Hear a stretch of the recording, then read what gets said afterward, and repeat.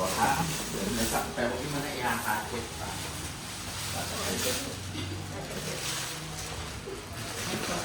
Tatapusin mo natin dito.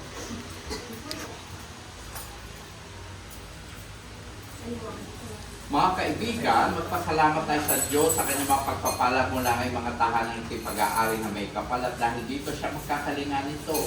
Ang nagme-may-ari mga tahanang ito sa Kristo naging tao alang-alang sa atin, namatay sa krus dahil sa ating kasalanan, nabuhay na mag-uli sa ikatlong araw niya nasa langit at naghihintay na makapalitong muli upang hukuman ang mga buhay at mga patay. Mula ngayon ang tahanang ito'y natatatakan na magpakailanman na matagumpay na tanda ng krus, na may pangalaga na ating Panginoon sa kanyang pagmamahal ng mga taong dito'y halala kayo rin na dumalo sa pagdiriwang na ito sa ngalan ng Ama ng Espiritu Santo. Amen. Oh, binyas.